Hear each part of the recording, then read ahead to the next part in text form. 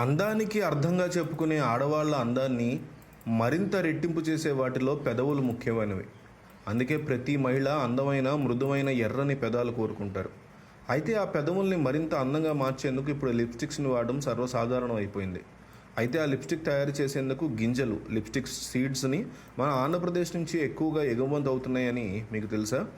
ప్రస్తుతం రైతులందరూ కూడా వాణిజ్య పంట వైపు ఫోకస్ చేస్తున్నారు. ఎందుకంటే సాధారణ పంటలకి గిట్టుబాటు ధర సరిగ్గా రావట్లేదు. అకాల వర్షాలు కూడా పంటలకు ఇబ్బందికరంగా మారాయి. పంటలు పండించడానికి ఖర్చు బారెడవుతోంది. ఆదాయం ఏమో అంతంత మాత్రంగా ఉంటుంది. పెట్టుబడి కోసం చేసినటువంటి అప్పులు తీరట్లేదు. దీంతో అందరూ వాణిజ్య పంటల వైపు ఎగబడుతున్నారు. పశ్చిమ గోదావరి జిల్లా ఏజెన్సీలో కొత్త రోగం సాగుకి కొంతమంది గిరిజన రైతులు శ్రీకారం చుట్టారు.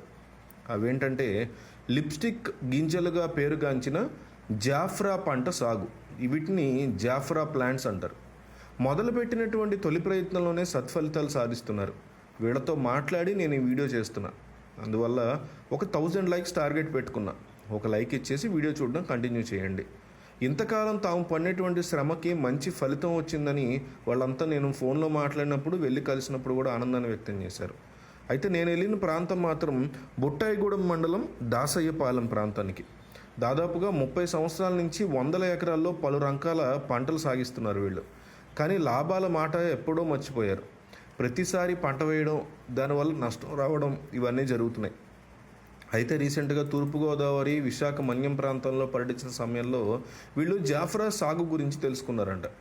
జాఫ్రా లాభాలను ఇస్తుందని చెప్పడంతో ప్రయోగాత్మకంగా ఒక సాగును మొదలెట్టారు. ఏమాత్రం ఆలస్యం చేయకుండా మొదటగా 3 ఎకరాల్లో జాఫ్రా సాగును మొదలెట్టారు. సాధారణంగా 14 నెలల్లో ఈ పంట చేతికి వస్తుంది. కానీ 9 నెలలకే వీళ్ళకి దిగుబడి స్ట్రాంగ్గా సాధించారు. దీని యొక్క లాంగ్ లాస్టింగ్ 25 సంవత్సరాలు ఉంటుందంట దీని పంట. అంటే జాఫ్రా మొక్కలు కొండలు, గుట్టలు సహజసిద్ధంగా పెరుగుతూ ఉంటాయి. జాఫ్రా మొక్కల కాయల నుంచి ఎర్రటి గింజలు, వీటిని లిప్స్టిక్ గింజలని పిలుస్తారు. ఈ గింజలను తీస్తారు. ఈ గింజలను లిప్స్టిక్, సౌందర్య సాధనాలు, ఫుడ్ కలర్స్, ఆహార ఉత్పత్తులు, అద్దకాలు, మందుల తయారీకి వినియోగిస్తారన్నమాట. ఆహార ఉత్పత్తుల్లో కృత్రిమ రంగుల వాడకాన్ని అమెరికా నిషేధించడంతో జాఫ్రా గింజలకి భారీగా డిమాండ్ పెరిగింది. జాఫ్రా గింజల వినియోగం పెరగడంతో ఇది వాణిజ్య పంటగా రూపుదిద్దుకుంది. కేవలం గింజలే కాదు, జాఫ్రా ఆకులకి కామెర్లు, పాముకాటికి మందుగా ఉపయోగిస్తారు. బెరడుని గనేరియా వ్యాధి నివారణకు వినియోగిస్తారు. జీసీసీ ద్వారా జాఫ్రా గింజలను కిలో 100 నుంచి 120 వరకు కూడా కొనుగోలు చేస్తారు.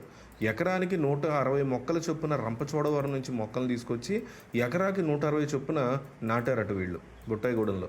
మొక్కల ఎదుగుదల ఆశాజనకంగా కనిపించడంతో చాలా సంతోషపడ్డారు.